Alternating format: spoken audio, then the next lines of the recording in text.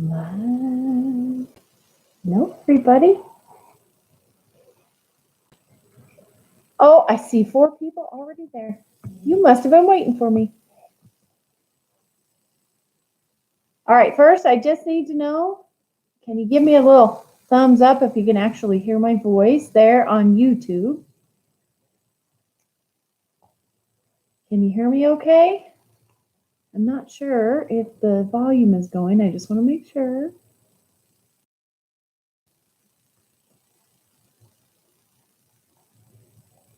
All right, a few people popping on. Hello, Facebook land and YouTube land. Oh, thank you for the thumbs up. Appreciate that.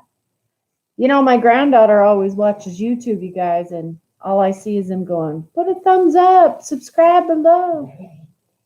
That man in the background lurking, that's Mr. Standley, one of our fur babies. There's another fur baby joining us for our bedtime story tonight.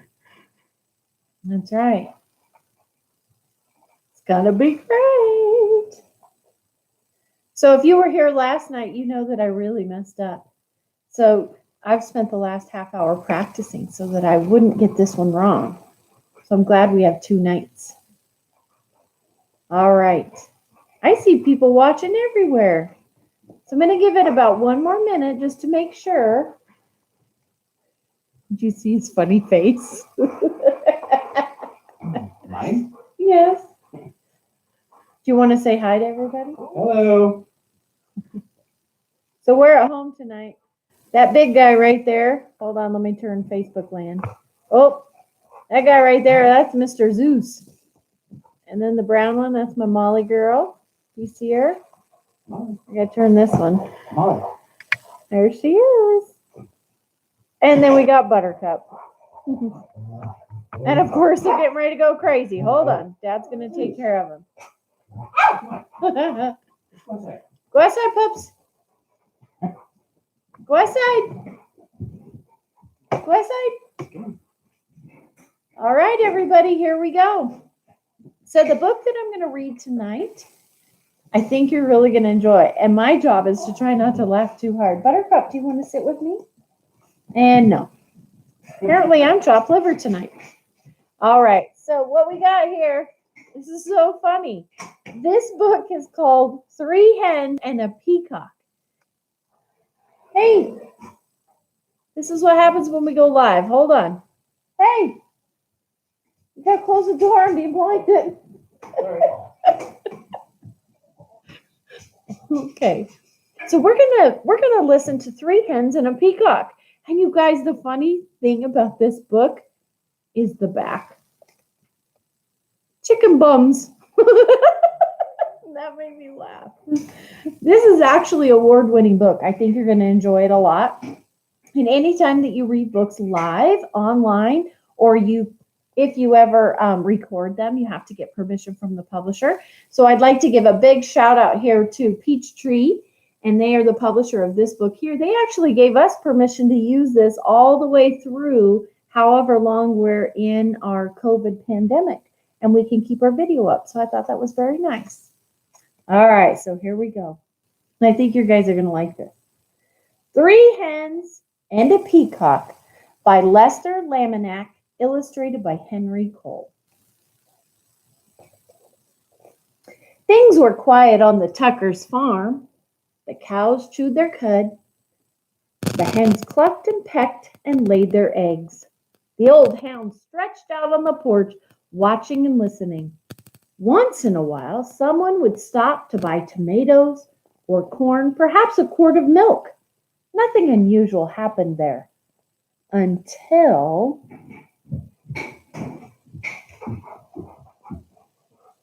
that peacock showed up. The cows and the hens and the old hound kept right on doing what they'd always done. But that peacock had never lived on a farm. He had no idea what to do. So he spread his fancy feathers and set to shrieking.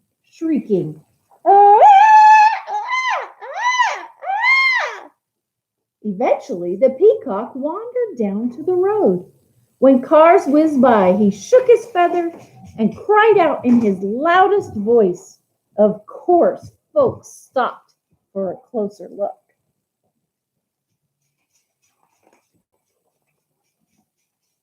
Day after day, more folks stopped to admire the peacock, and they all bought tomatoes and corn, eggs, and milk.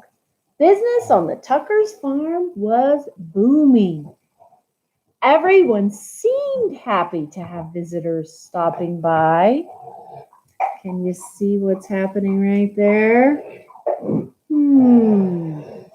I wonder if those faces give a little clue. But trouble was brewing in the hen house. The hens were squawking and clucking and flapping their wings. We do all the work around here. I'd like to see that peacock lay one single egg. Exactly. He just struts around screaming. I suppose fancy feathers are more important than laying eggs. That lazy peacock gets all the attention, and we do all the work.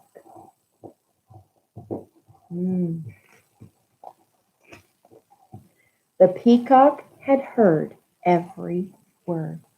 For days he moped about, moaning and groaning. Oh, I wish I could be more useful around here. Clucked one hen. The others just ruffled their feathers. The old hound stretched and slowly raised his head. Why not let the peacock stay here to be useful while you hens take the glamorous job down by the road?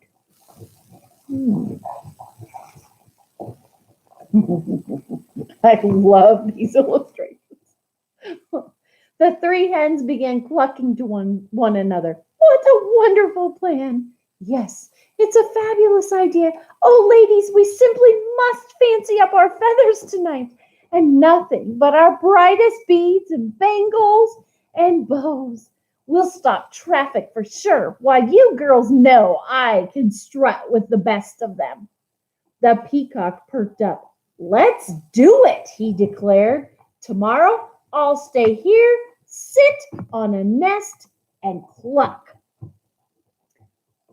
And we'll get all gussied up, said the hens. We'll be so glamorous. At sunrise the next morning, the hens strutted down to the road. You guys, have you ever seen such fancy looking hens?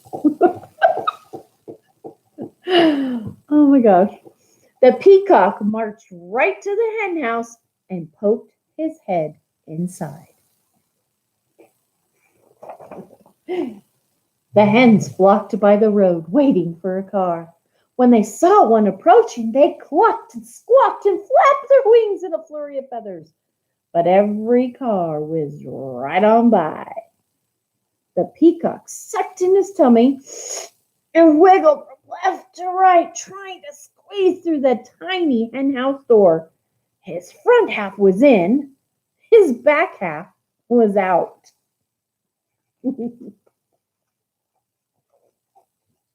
Down by the road, those hens tried every chicken trick they knew. Still, no cars stopped. Finally, the peacock made it into the hen house. He held his breath and pushed with all his might. Oh, but no matter how hard he tried, he could not lay one single egg. Not even one. Oh my goodness. The old hound stretched out on the porch, watching and listening. What's that peacock doing in the hen house? Asked Farmer Tucker. Who knows, said Mrs. Tucker. And what are those hens doing down by the road? Not a one of them is up here laying eggs. Well, the way things are going, we aren't likely to have anyone buying eggs today, said Farmer Tucker. We need that peacock down there stopping cars. When the peacock heard that, he smiled, the biggest smile you ever saw on a bird's beak. I am helping, he thought. He squirmed back and forth until he popped out of the cramped hen house. Then he trotted off to find the hens. The exhausted hens were all clucked out. Every feather was out of place. Oh, what a day! We couldn't get one car to stop. It's true. Why, most of them didn't even slow down. The peacock met the hens as they trudged up the road. I can tell you I'm no good at laying eggs, he said. I'm just not meant for it. One hen nodded. I put on my stellar strut and even I couldn't stop a single car, she said. I have to hand it to you, Fancy Feathers. Your job is harder than it looks. The other hens agreed, and the peacock looked relieved. Sorry. This book makes me laugh, you guys. It cracks me up. So the hens marched back to the hen house. The peacock strutted down to the road. The old hound stretched out on the porch, watching and listening. And things were quiet again on the Tuckers' farm.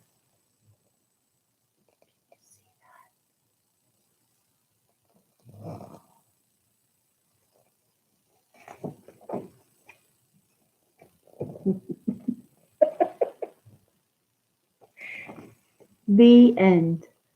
Well, I hope you guys enjoyed tonight's bedtime story. If any of the Gold kids that are coming tomorrow's watching, I can't wait to see you.